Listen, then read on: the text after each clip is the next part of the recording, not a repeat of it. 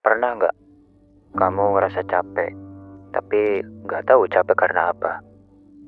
Bukan capek fisik, bukan juga karena kerjaan yang berat, tapi capek yang muncul pas malam-malam. Saat semuanya berisik, tapi kamu ngerasain sendirian. Ada di masa ya di hidup kita, gimana bangun pagi bukan karena semangat, tapi karena kewajiban. Jalanin hari bukan karena mau, tapi karena sebuah keharusan. Dan anehnya, kita tetap bilang ke diri sendiri, nggak apa-apa. Video ini bukan tentang motivasi besar, bukan juga tentang cara sukses cepat. Ini cuma tentang satu fase hidup yang mungkin lagi kamu jalanin sekarang. Tentang capek yang dipendam, tentang jarak, dan tentang pulang yang terus kita tunda. Kota selalu kelihatan sibuk, lampu nyala sampai larut. Orang-orang jalan cepat, wajahnya serius semua. Seolah hidup itu lomba, dan siapa yang berhenti bakal ketinggalan.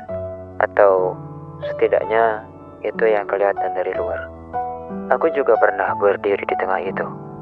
Ikut jalan cepat, ikut kelihatan sibuk, ikut pura-pura tahu arah. Padahal sebenarnya aku cuma takut kelihatan diam. Setiap pagi bangun dengan alarm yang sama. Bangun bukan karena siap hidup, tapi karena takut terlambat. Kerja, pulang, tidur. Berulang terus. Dan anehnya, aku menyebut itu adalah sebuah proses.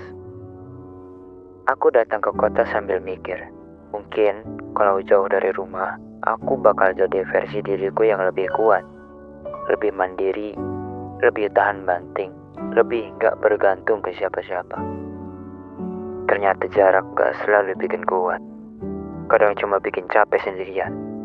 Di kantor, namaku ada di kartu identitas, tapi rasanya cuma formalitas. Aku hadir, aku kerja, aku pulang. Kalau besok gak datang, mungkin baru ada yang nanya. Awalnya itu terasa dewasa, gak banyak drama, gak banyak urusan. Tapi lama-lama, hidup tanpa disapa ternyata bukan kebebasan, tapi kesepian. Siang hari aku lebih memilih mantengin HP daripada mantengin hidupku sendiri.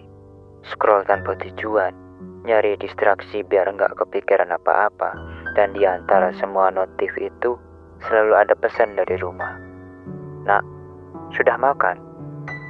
Jangan lupa jaga kesehatan. Kalau capek, pulang saja. Kalimatnya biasa, nggak panjang, apalagi lebay. Tapi justru itu yang bikin berat. Aku baca, aku diam, aku simpan. Lalu bilang ke diri sendiri, nanti aja balasnya. Bukan karena sibuk, tapi karena aku gak mau ngaku kalau aku baik-baik aja cuma di depan orang lain. Malam di kota itu aneh, ramai, tapi dingin, terang, tapi kosong. Aku sering jalan tanpa tujuan, naik motor, muter-muter, atau duduk di halte cuma buat numpang diam. Bukan karena nunggu siapa-siapa, tapi karena di kamar, pikiran terlalu berisik.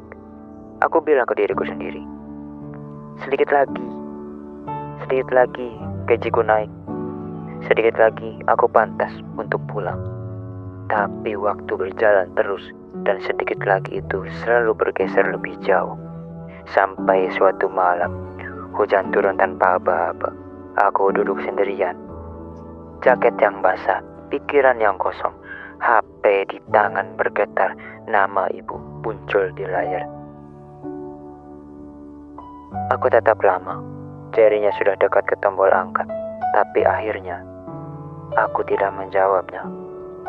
Aku mikir, nanti aja, besok kalau sudah gak capek. Di kota, kata nanti itu selalu terasa masuk akal.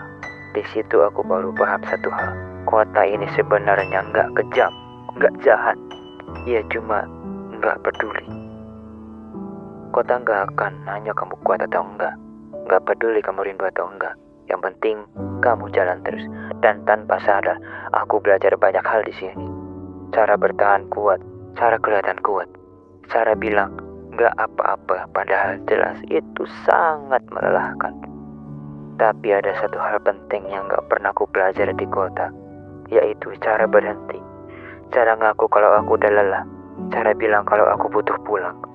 Karena gak semua masalah selesai dengan pergi lebih jauh. Dan gak semua mimpi harus dikejar sambil mengorbankan diri sendiri. Kadang yang kita butuhin bukan tempat baru, bukan kota lain, bukan hidup versi orang lain. Kadang yang kita butuhin cuma satu hal sederhana, yaitu keberanian buat jujur ke diri sendiri kalau kita udah terlalu lama menjauh. Kalau kamu ngerasa cerita barusan sedikit terlalu dekat, mungkin itu bukan kebetulan. Cerita ini aku tulis lebih panjang di sebuah buku berjudul Kembali Pulang. Bukan buku motivasi, bukan juga kisah sempurna. Isinya tentang jarak, tentang kota, tentang capek yang gak selalu bisa dijelasin, dan tentang pulang yang sering kita tunda karena merasa belum pantas. Buku ini cocok buat kamu yang lagi di fase bertahan, lagi ngerasa asing di hidup sendiri, atau cuma butuh teman buat duduk sebentar dan diam.